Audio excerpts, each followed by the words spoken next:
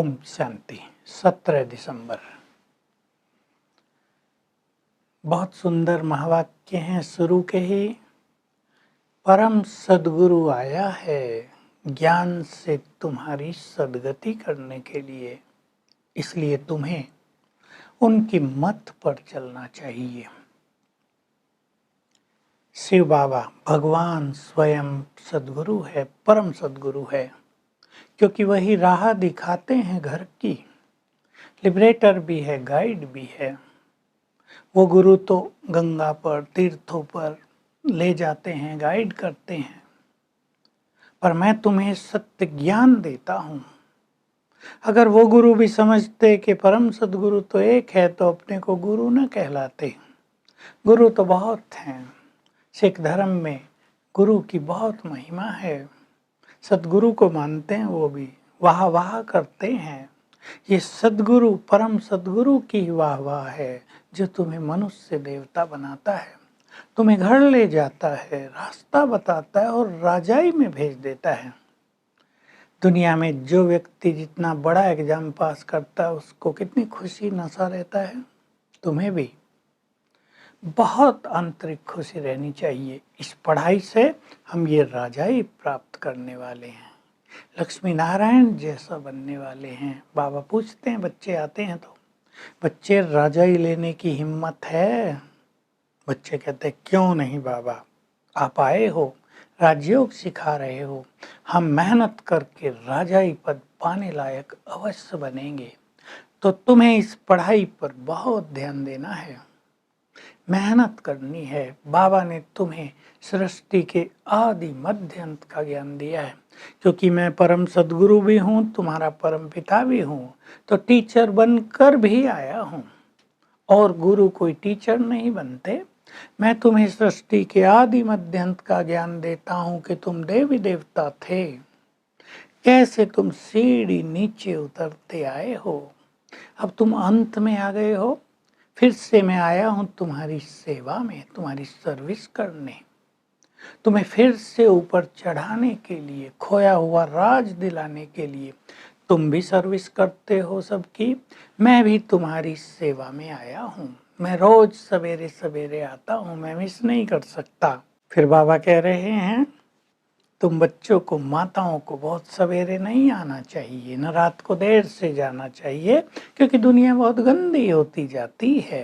काम महाशत्रु ने सबको गंदा कर दिया और कड़ा होता जाता है ये विकार। दिनों दिन हाल बिगड़ते जाते हैं। इसलिए बाबा कहते हैं, गली गली में सेंटर हो, बस घर से निकले और सेंटर में आ गए। तो बाबा ये बहुत उमंग उत्साह भी हम सबको दिला रहे हैं और कह रहे हैं, तुम्हें ऐसा पुरुषार्थ करना है कि तुम भरपूर होकर जाओ। सारी दुनिया तो खाली होकर जाएगी, तुम्हारे खातिर सबको घर भेज देता हूँ। तुम्हें बहुत नशा होना चाहिए, वे खाली होकर जाएंगे। तुम्हें ज्ञान और योग से, इस पढ़ाई से भरपूर होकर जाना है, क्योंकि अब महाविनाश का समय आ गया है। बहुत गुह्य राज बाबा स्पष्ट कर रहे हैं कि देखो, ये महाविनाश होगा, ये इस विश्व ड्रामा का प्लान है, ये विधि का विधान है।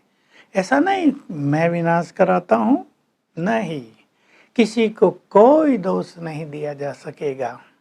प्रकृति को बहुत गुस्सा आएगा, भयंकर विनाश कर देगी, बड़े बड़े मकान गिर जाएंगे, फ्लड आएंगे, फैमिन पड़ेंगे, अकाल पड़ेंगे, लोग भूखे मरेंगे, बम्स में जहर भर देंगे। उन दिनों कहा था बाबा ने, जब ये बने नहीं थे, सब बेहोश होकर मर जाएंगे, फ्लड बहुत बड़े बड़े सागर में आ जाएंगे, एकदम त्राही त्राही हो जाएगी, चारों ओर विनाश ही विनाश दिखाई देगा। पर इसमें किसी का दोष नहीं है, क्योंकि मनुष्य ने पाप बहुत कर लिया है। शास्त्रों में तो दिखा दिया, प्रलय आ गई, फिर श्री कृष्ण पीपल के पत्ते पर अंगूठा चूसते हुए आ गया। लेकिन ऐसा कुछ नहीं होता, प्रलय माना सब कुछ नष्ट नहीं हो जाता, ज्यादातर नष्ट हो जाएगा, थोड़ी आत्माएं बचेंगी, फिर देवी देवताएं यहाँ आ जाएंगे, तुम्हारा राज चालू हो जाएगा, चारों ओर जय जयकार हो जाएगी, सुखों की दुनिया आ जाएगी। तो तुम्हें ये संदेश सबको देना है। बाबा स्वयं यानी भगवान स्वयं गाइड बनकर आया है, लिबरेटर बनकर आया है, राह दिखा रहा है। अब इम्पोर्टेंट बात है कि तुम्हें कदम कदम पर उनकी राय पर चलना है। वो बार बार कहते हैं, बच्चे तुम्हारे सिर पर विकर्मों का बोझ बहुत है, इसलिए बुद्धि योग मेरे से जोड़ो तो तुम्हारे सारे विकर्म नष्ट हो जाएं, तुम पावन बन जाओगे। और बिना पावन बने कोई घर नहीं जा सकता। घर जाने के लिए सब सोचते हैं, वो मुक्तिधाम है, वहीं से सब आए थे, तो घर की सबको याद रहती है। अब मेरे साथ तुम्हें चलना है। बाबा कह रहे हैं, कई बच्चे बाबा को कहते हैं, बाबा इस दुनिया में हम बहुत तंग हो गए, अब जल्दी करो, सतयुग लाओ।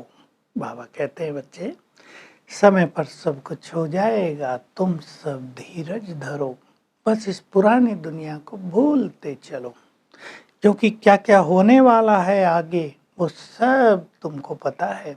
भयानक विनाश होगा, सब कुछ नष्ट हो जाएगा। इसलिए तेज पुरुषार्थ करके मैं जो तुम्हें स्वर्ग की बादशाही देने आया हूँ वो मुझसे प्राप्त कर लो। फिर क्राइस्ट की एक बात सुना रहे हैं, तुम सब आत्माएं हो, तुम शरीर नहीं हो। सभी धर्म अपने अपने समय पर आते हैं। देखो क्राइस्ट ने आकर क्रिश्चियन धर्म स्थापित किया, फिर दिखाते हैं उसको सूली पर चढ़ा दिया गया, फांसी दे दी गई। तो बाबा कह रहे वो तो आत्मा पवित्र थी, क्योंकि ऊपर से आई थी, जीसस के तन में प्रवेश किया था। पवित्र आत्मा को कष्ट नहीं होता, उसने तो पुनर्जन्म लेकर क्रिश्चियन धर्म में उच्च पद पा लिया, पोप बन गए होंगे। बाबा कहते पोप की भी लिस्ट है बहुत लंबी चौड़ी शुरू से। तो तुम सबको अब ऐसे ही पावन बनना है ताकि कोई भी सजा तुम्हें प्राप्त न हो, और तुम हंसते हंसते मेरे साथ भरपूर होकर घर को चले जाओ। माला भी बनती है 108 रत्नों की। ये वो रत्न है जिन्होंने सभी को आप समान बनाने की बहुत सेवा की है।